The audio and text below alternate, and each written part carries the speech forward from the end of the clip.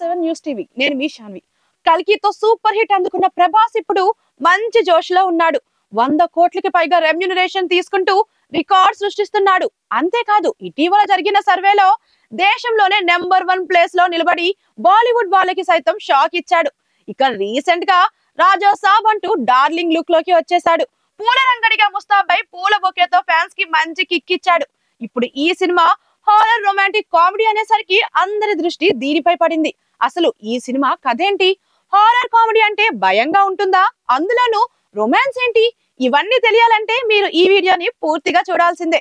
అసలు ఈ సినిమా కథేంటా అని ఆరా తీస్తే మన ఛానల్ కి ఎక్స్క్లూజివ్ గా కొన్ని ఆసక్తికరమైన విషయాలు తెలుస్తున్నాయి. బొమన్ ఇరానీ ప్రభాస్ కి తాతగా ఈ సినిమాలో కనిపించబోతున్నాడు. ఆయనకి రాజా డీలక్స్ అనే సినిమా థియేటర్ ఉంటుంది. ఆ సినిమా థియేటర్ ని నడపలేక పూర్తిగా లాస్ అయిపోతాడు. ఆ థియేటర్ ని అమ్మేయమని ఎంతమంది చెప్పినా వినిపించుకోడు.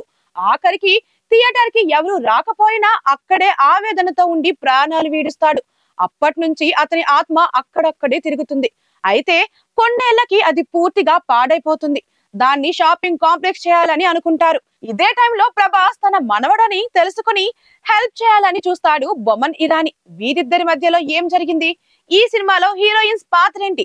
ఎందుకు ప్రభాస్ రొమాంటిక్ గా కనిపించాడు అనేది మిగతా కథ.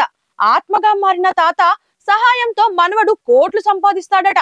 ఈ ప్రాసెస్ చాలా ఫన్నీగా ఉంటుందని ఇండస్ట్రీలో టాక్. అప్పటి వరకు పేదగా ఉండే హీరో తన తాత కనిపించగానే రిచ్ గా మారిపోతాడని అంటున్నారు.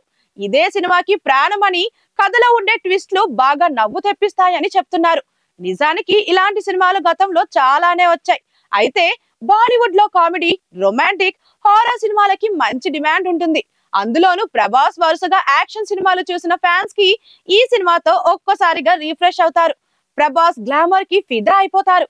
అందుకే ఈ సినిమా చాలా ప్రత్యేకంగా ఉండబోతుంది అనేది టాక్. ఇక ఈ సినిమాలో ఫుల్ ఫన్ మాత్రమే ఉంటుందని, ప్రభాస్ గత సినిమాల్లో లాగా గన్ ఉండదని అంటున్నారు. ఏది ఏమైనా ఈ సినిమాకి చాలా ఫ్రెష్ లుక్స్ లో కనిపిస్తున్నాడు ప్రభాస్. అందుకే గ్లిమ్స్ అంటూ ఫ్యాన్స్ మనసులని కొల్లగొట్టాడు. ఇక ఈ సినిమాలో వరలక్ష్మి శరత్ కుమార్ ప్రత్యేకమైన ఆకర్షణగా నిలవబోతోంది.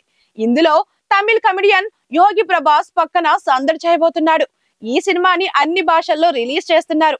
ఇప్పటికే దాదాపుగా 300 కోట్లకి పైగా బిజినెస్ జరిగిపోయింది. ఇప్పుడు శాటిలైట్ ఓటీటీ అని 100 కోట్ల వరకు బిజినెస్ అయ్యే ఛాన్స్ ఉంది. దీంతో రిలీజ్ అవ్వక ముందే సినిమా ప్రాఫిట్స్ లోకి వెళ్లిపోయింది.